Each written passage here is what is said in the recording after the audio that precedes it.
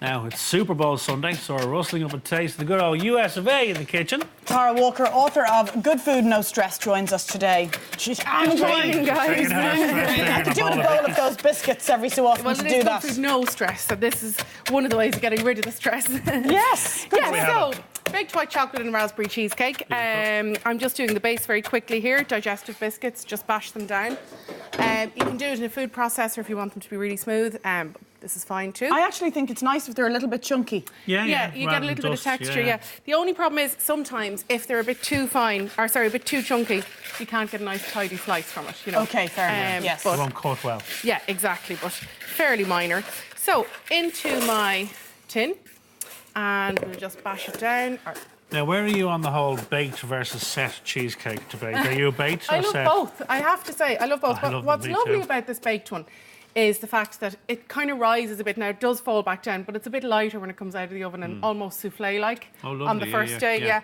So, whereas you wouldn't get that with a set cheesecake, you know. No. Okay. But anyway, I still like both very much. So, in here I have my cream cheese. Lovely. I'm going to add my sugar.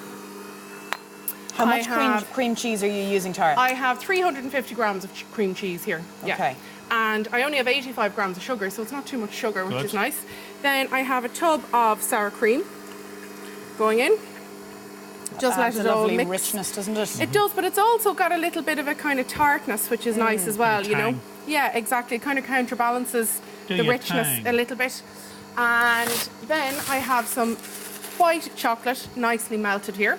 I'm going to pop that in now in 1 second. A little bit of vanilla extract. Nice. And 3 eggs then. Pop them in.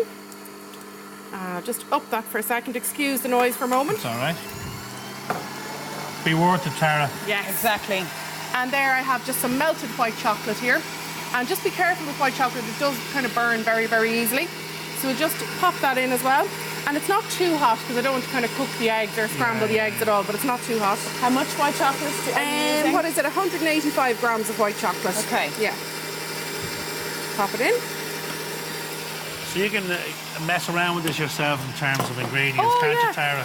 Like blueberries would be a big one. A lot of people put blueberries. I have to say, I love the raspberries just from the point of view that they're kind of tart. Yeah. They kind of cut through the sweetness and the richness a little bit.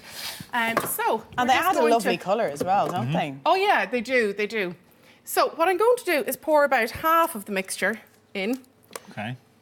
And then I'm going to pop a few raspberries in. And what I normally do is I go through a punnet, and the ones that look a bit smushed, put those inside because they're going to cook anyway. Or you can use frozen if you didn't have fresh, they're fine too. In they go. And try and spread them all around so that every slice gets a nice bit of raspberry. Lovely. Or maybe leave a gap for Simon who doesn't want the fruit. Well, no, I'll risk it for a biscuit today. Yeah, I'm quite happy. He'll get over it, will he? Yeah. The other ingredients compensate, the I chocolate think. helps, yeah. And then pop the rest of the mixture on. And into the oven. It takes 45 minutes to an hour, depending on your oven, really. What temp? Yeah, about 150 to 160, not too hot. So gentle enough. Yeah, and as I say, it will rise up, and don't be disappointed if it kind of falls down a bit as it cools, because it doesn't stay risen up. The eggs just kind of rise up a little bit. So that's it, ready to go in the oven now. Oh, that's simple, isn't it? Okay, very straightforward, Tara. Very, very easy. Good food, no stress. Exactly. Yes. In it goes. Now, my mum would have baked or made cheesecakes for years at home and would never have used the oven. So is this kind of an American edition or is it a modern? It's an American one, yeah, but your mum obviously did the set cheesecakes. Yeah, into the fridge. Yeah, would say gelatine in them, would there be? Probably, yes. I don't really go with the gelatine. I normally, if I'm doing a set cheesecake, I go with double cream and then a little bit of cream cheese, and that kind of solidifies a little bit. Right. So here's what I actually made yesterday. Lovely. In my cookery class, and I'm just going to pop some. You were saying you made this in the cookery class and nobody was allowed to have a slice. Yeah, if anyone is watching from my class, sorry about that. Don't touch it. Well, they all made their own, and their own turned out very well, so that's fine. TV3. So a few raspberries on the top, and then I have some mint leaves as well, just to garnish a little bit. Beautiful. So what I like about this baked cheesecake is when you slice into it, you get a kind of brown look on the top where it's baked, but then you get a really nice sort of clean, creamy colour. Yeah, exactly. So let's get a bit of icing sugar on, and then we're ready to taste. Yeah, so just a little finishing garnish is always nice.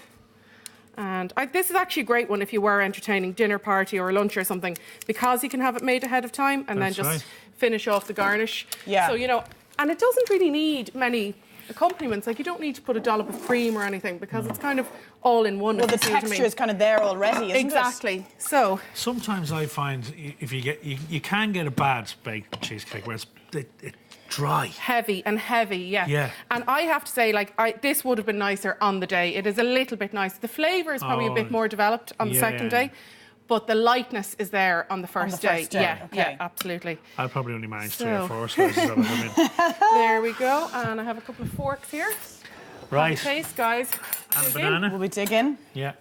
Cheers. And Tara, what's coming up? Cheers. What's coming up later on? Yeah, we're sticking with the Super Bowl theme. So we have a lovely pulled pork, really, really slow roasted pulled pork.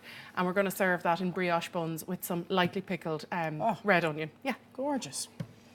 Good. So we're having dessert first, main course later. I have no problem with that. And then Tara, pulled thank pork. you. Most welcome.